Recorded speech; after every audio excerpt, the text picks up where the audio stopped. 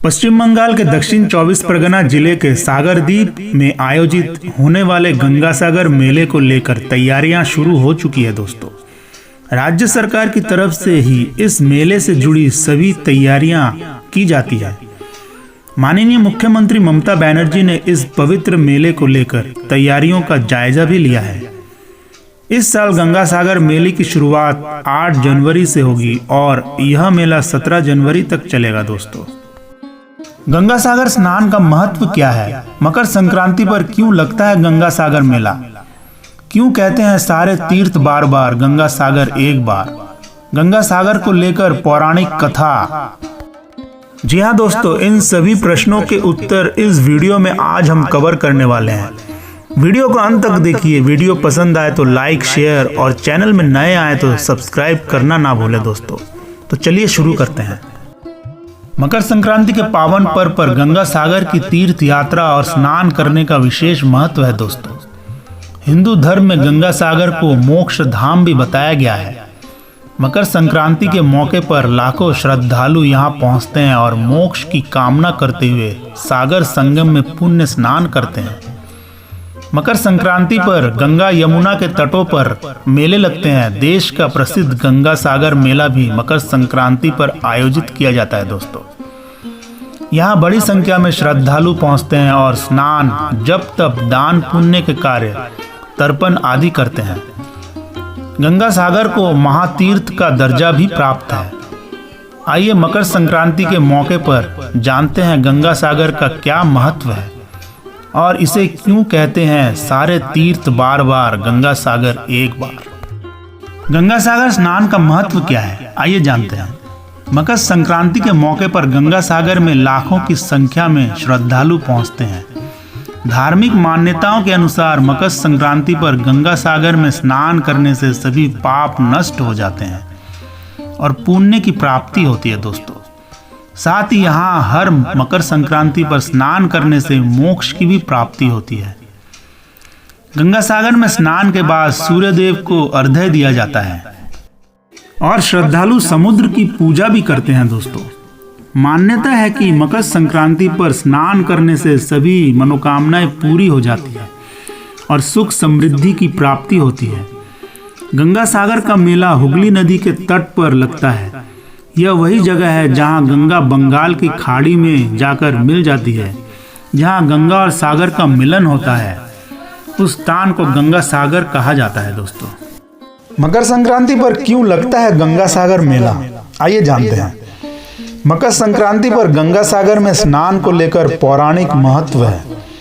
पौराणिक कथा के अनुसार जब माता गंगा भगवान शिव की जटा से निकलकर पृथ्वी पर पहुंची थी, तब वह भागीरथ के पीछे पीछे चलकर कपिल मुनि के आश्रम में जाकर सागर में मिल गई थी दोस्तों। वह दिन संक्रांति का दिन था।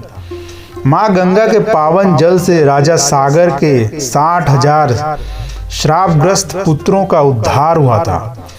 इस घटना की याद में तीर्थ गंगा सागर का नाम प्रसिद्ध हुआ था। यहाँ हर साल मकर संक्रांति के मौके पर गंगा सागर में मेले का आयोजन किया जाता है।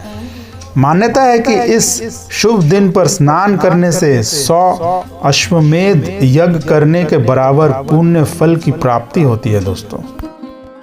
क्यों कहते हैं सारे तीर्थ बार बार गंगा सागर एक बार, आइए जानते हैं। भारत के सभी तीर्थ स्थलों में गंगा सागर को महातीर्थ माना जाता है।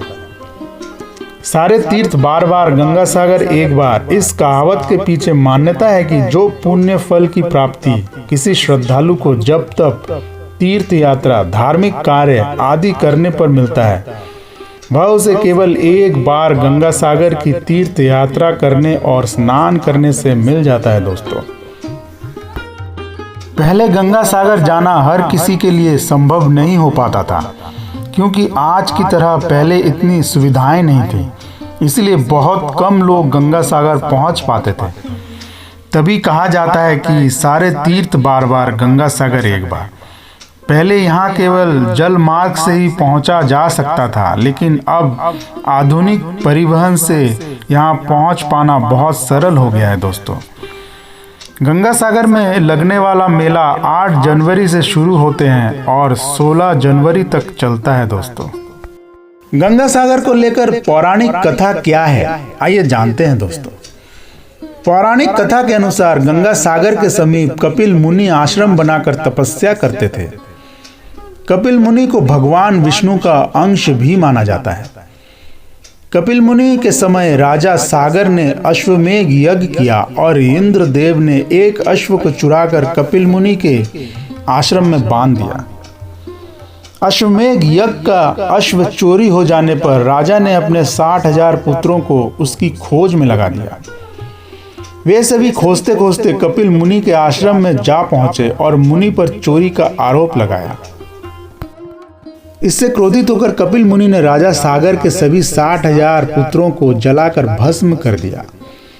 राजा सागर ने मुनि से पुत्रों के लिए क्षमा मांगी। कपिल मुनि ने कहा कि सभी पुत्रों को मोक्ष के लिए अब बस एक ही मार्ग बचा है, तुम स्वर्ग से गंगा को पृथ्वी पर लेकर आओ।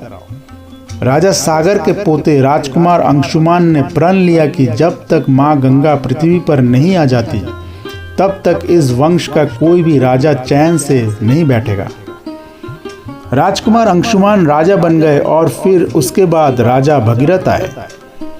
राजा भगीरथ की तपस्या से माँ गंगा प्रसन्न हुई और मकर संक्रांति के दिन पृथ्वी लोक पर आई और कपिल मुनि के आश्रम पहुंची। दोस्तों, आपको ये जानकारी कैसी लगी कमेंट बॉक्स में लिख कर जरूर बताएं।